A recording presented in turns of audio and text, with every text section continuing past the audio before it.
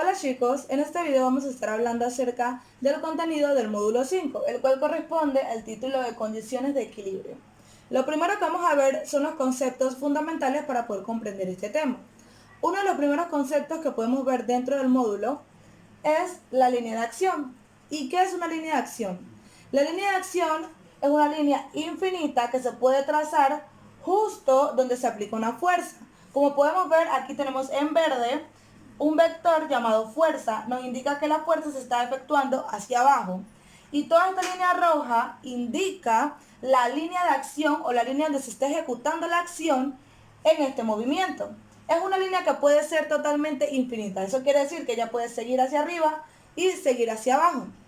Esta línea es una línea imaginaria. Ya no existe. Se usa para representar el margen o el límite en el cual se está ejecutando dicha fuerza o dicho movimiento.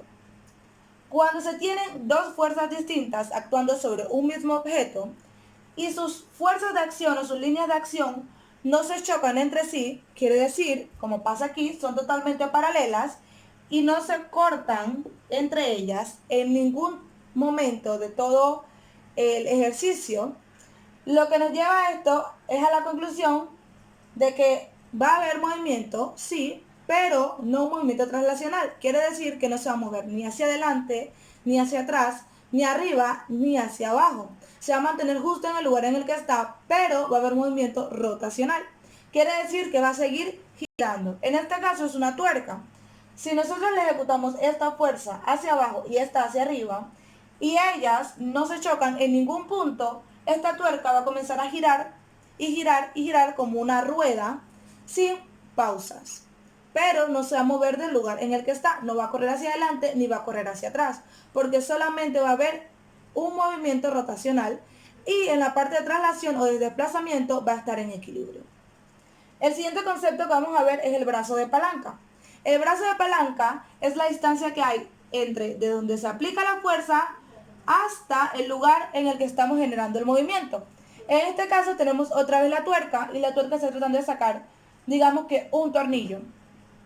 Desde el tornillo hasta el lugar donde se aplica la fuerza hay una distancia a la que llamamos R y esa R es brazo de palanca. Todo esto lo vamos a unir para entonces calcular lo que es nuestro momento de torsión, que es de eso que se trata el tema. ¿Cómo calculamos nuestro momento de torsión? Pues multiplicando nuestra fuerza por nuestro brazo de palanca. Y es la ecuación que podemos ver aquí. Momento de torsión lo podemos representar con esta letra, que es tau, que representa torsión, igual a la F de fuerza por la R de brazo de palanca. Otro dato importante que debemos señalar es cómo vamos a saber si nuestro momento de torsión es positivo o es negativo. Hay una regla que nos indica cómo lo podemos saber. Es positivo si va en contra de las manecillas del reloj y es negativo si va a favor de las manecillas del reloj. Recordemos que el reloj va marcando de las 12 en adelante, por lo tanto, si hace este movimiento será negativo, pero si hace el movimiento contrario va a ser positivo. Vamos a empezar con nuestro primer ejemplo. Lo primero que debemos hacer para saber nuestro primer ejemplo es sacar nuestros datos. Nos dice que tenemos una fuerza de 250 newtons y tenemos un diámetro de 120 milímetros. El problema se basa en un tambor, imaginémonos que eso es un tambor, y alrededor de él hay una cuerda que produce una fuerza y termina jalándolo hacia esta dirección. Ok, lo primero que tenemos que hacer es ver cuál va a ser nuestra distancia o cuál va a ser la distancia que nos va a servir a nosotros. Recordemos que lo que estamos buscando es el momento de torsión. La fuerza ya la tenemos y el diámetro, como ya sabemos, es toda la distancia que hay desde un extremo hasta otro de un círculo o en este caso de un tambor. Sería desde aquí hasta acá nuestro diámetro. Pero nuestra fuerza no está tomando en cuenta todo el círculo, sino que a la hora de ejecutarse, ella queda totalmente perpendicular al mismo, por lo cual solamente vamos a necesitar el radio. Y el radio sería la mitad de nuestro círculo. ¿Por qué? Porque aunque el diámetro sea el tamaño completo, nuestra fuerza es perpendicular a esta y hace un corte a la mitad. Por lo tanto, vamos a calcular el radio. Y el radio es dividir nuestro diámetro entre 2. Nuestro diámetro son 120 milímetros. Al dividirlo, vemos que nos da 60 milímetros. Pero como ya sabemos, las unidades de momento de torsión son newton metro. Por lo cual hay que transformar de milímetros a metros, lo que nos da 0,06 metros. Luego de eso, lo demás es sencillo. Solo nos queda multiplicar nuestra fuerza por nuestro radio, que sería 250 newtons por 0,06 newtons, lo que nos da por resultado 15 newtons por metro. ¿Por qué es negativo? Vamos a analizarlo. Recuerden que ya explicamos que si va a favor de las manecillas del reloj es negativo y si va en contra es positivo. Nuestro movimiento se está efectuando hacia acá. Si atamos la cuerda aquí y la jalamos, el movimiento va a ser hacia acá. Quiere decir que está haciendo a favor de las manecillas del reloj. Por lo tanto, es negativo. Si fuera al contrario y la fuerza estuviera hacia arriba, la estuviera jalando hacia acá. Por lo tanto, sería positivo. Entonces, ya que analizamos esa parte, podemos ver que sería nuestro momento de torsión negativo, 15 newtons por metro. Veamos ahora momento de torsión resultante. El momento de torsión resultante no es más que la sumatoria de todos los torques individuales. ¿Qué quiere decir esto? Ya hemos explicado qué es el torque y cómo se puede calcular. De repente, imagínense que en el ejemplo anterior no actuara una sola fuerza, sino que actuaran 3 fuerzas diferentes. Lo que quiere decir que habrían 3 torques diferentes en cada posición. Habría que calcular cada torque de forma individual y al final sumarlos todos. Como vemos aquí, el torque resultante es la sumatoria de cada torque.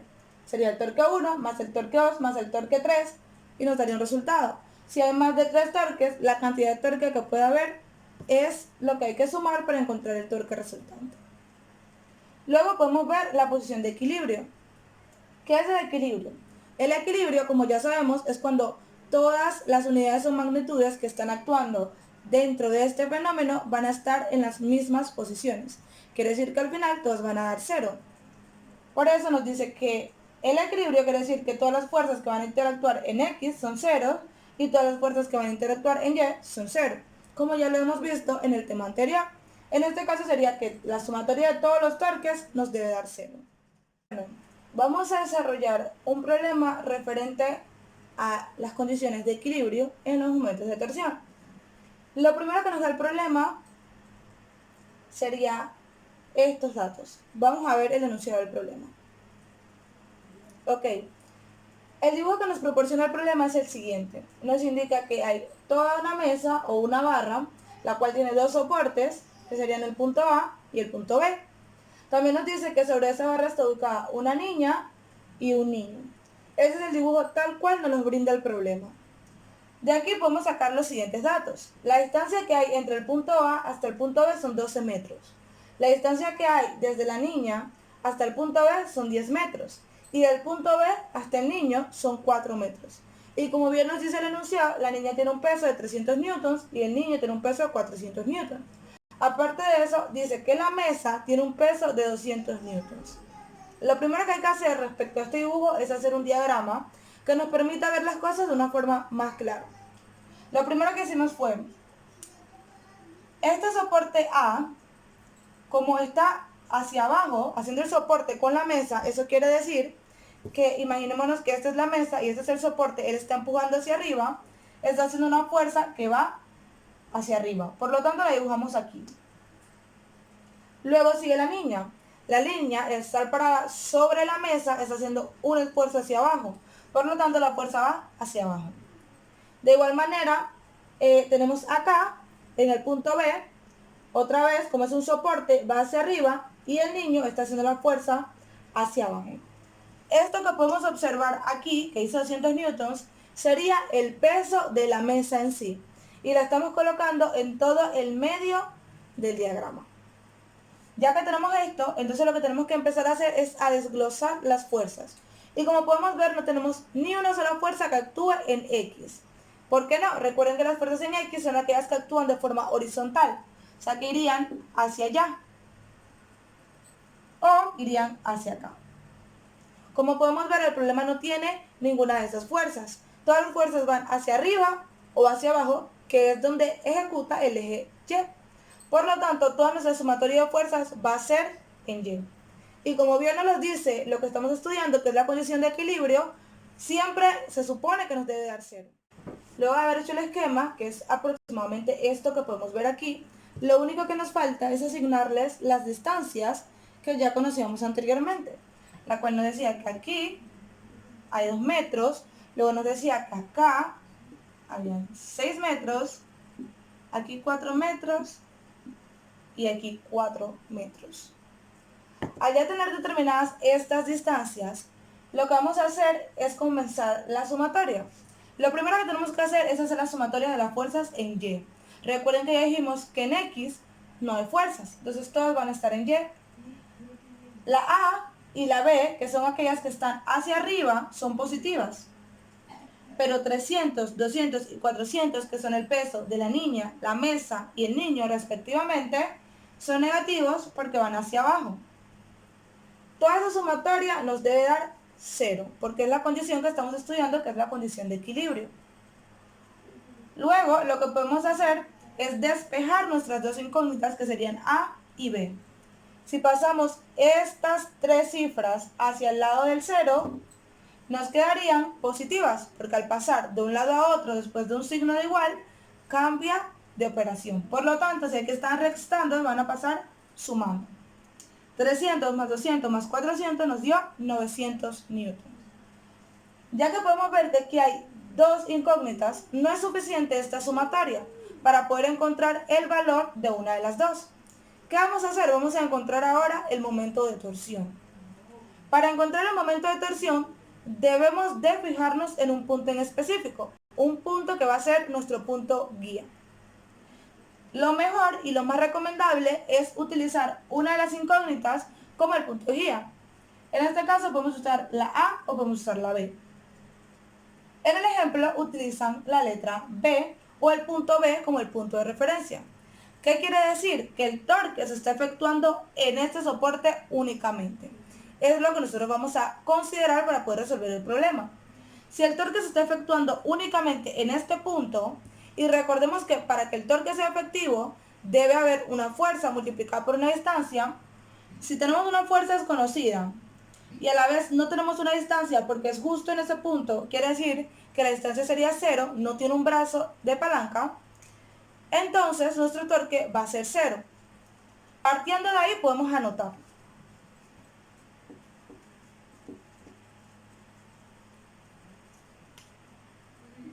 Nuestro torque en B sería 0. Luego vamos a calcular entonces el resto de los puntos, partiendo de que el torque se está efectuando en el punto B. ¿Cómo lo vamos a hacer? Vamos a empezar por la primera fuerza.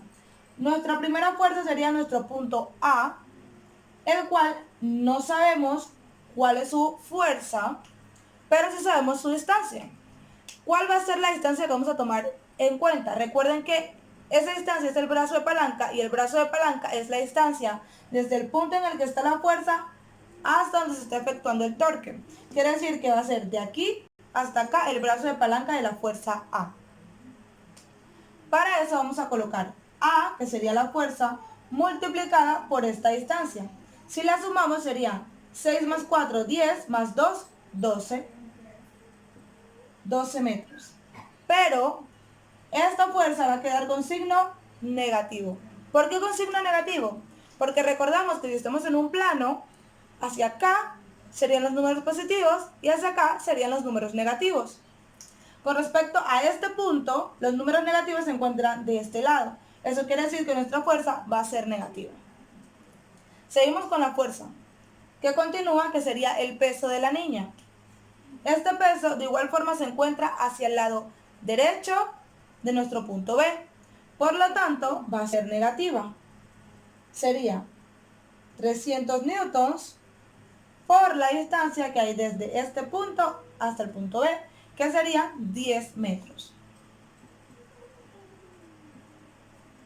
Luego de eso, entonces vamos a el peso que efectúa la misma mesa o la misma viga.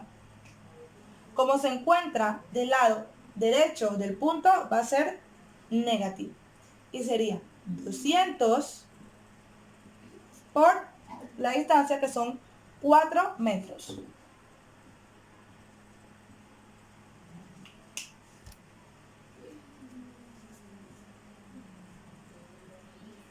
Vamos a seguir en la parte de abajo.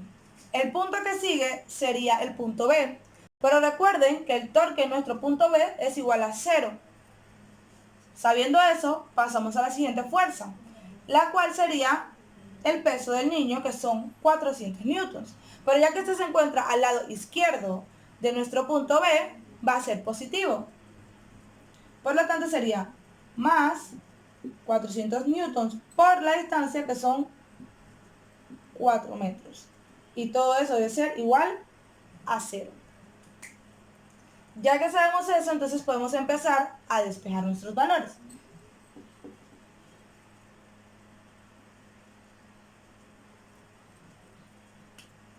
Sería de la forma siguiente: menos A por 12, ya que no conocemos el valor de A, menos 300 por 10, que multiplicándolo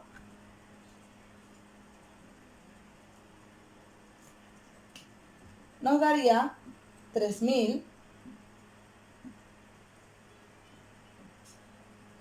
newton por metro, menos 200 por 4, los cuales nos da 800,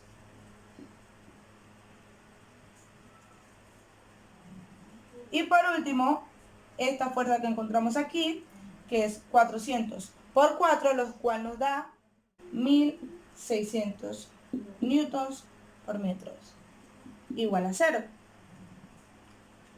Si efectuamos esta sumatoria, que sería menos 3000 menos 800 más 1600, nos da como resultado 2200 newtons por metro.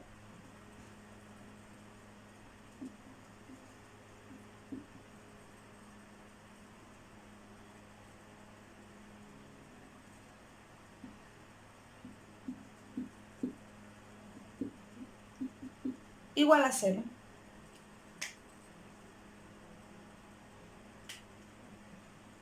Positivo.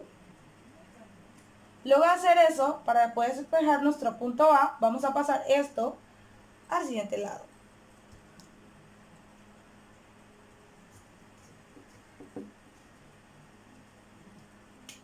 Lo cual nos daría como resultado A 12 metros igual a 2200 newtons metros.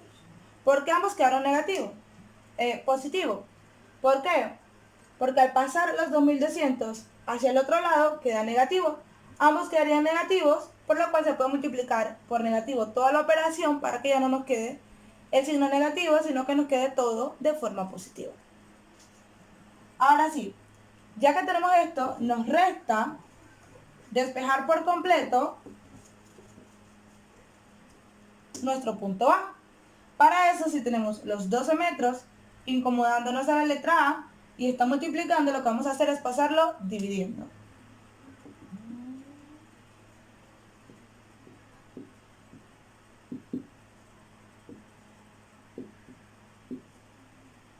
Se eliminan los signos de metro, las unidades de metro, y eso nos daría como resultado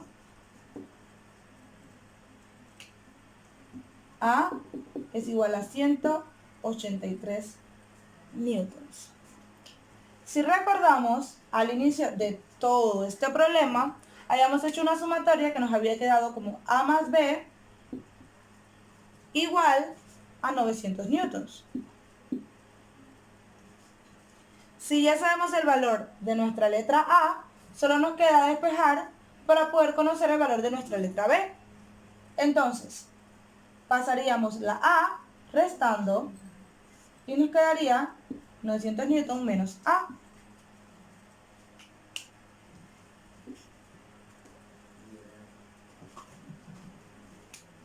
La letra A ya sabemos que equivale a 183, por lo tanto sería B igual a 900 newtons menos 183 newtons.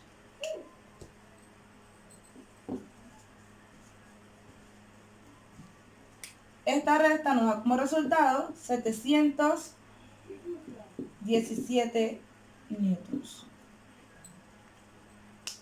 Y eso sería todo por el problema. ¿Por qué? Porque lo que nos estábamos buscando eran nuestras dos incógnitas, que eran A y B, y ya conocemos el valor de A y conocemos el valor de B.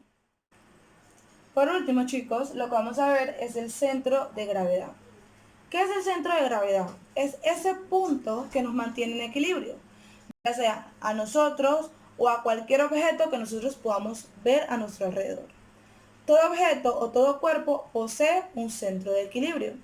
El centro de equilibrio es ese punto del cuerpo o del objeto donde recae todo el peso del mismo.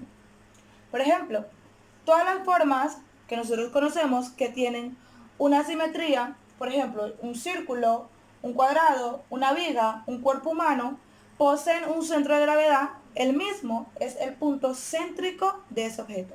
Por ejemplo, si tenemos una pelota, el centro de gravedad sería justo en su centro. Si tenemos una varilla, justo en el centro de la varilla estaría ubicado su centro de gravedad, al igual que un cuadrado o hasta en nosotros, en nuestro propio cuerpo. Cuando vamos a realizar algún tipo de ejercicio o cuando vamos a hacer algún tipo de baile, hay posiciones en las que simplemente no podemos mantener el equilibrio. Y eso se debe a que estamos fuera de nuestro centro de gravedad.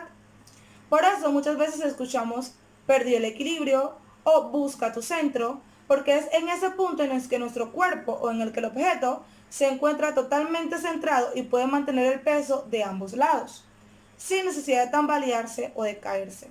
Eso es un centro de gravedad.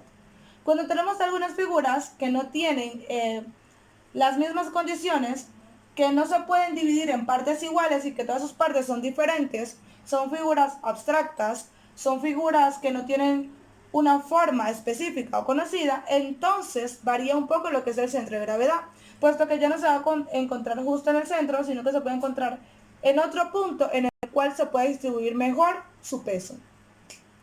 El centro de gravedad será siempre un punto justo en el centro del objeto, pero eso no quiere decir que tenga que estar dentro del objeto. Por ejemplo, cuando tenemos una llanta o una dona, el centro de gravedad puede estar justo en el medio donde está vacío, ya que ahí es el punto exacto donde reposa todo el peso, aunque no esté dentro de la masa o de la materia que ocupa ese cuerpo.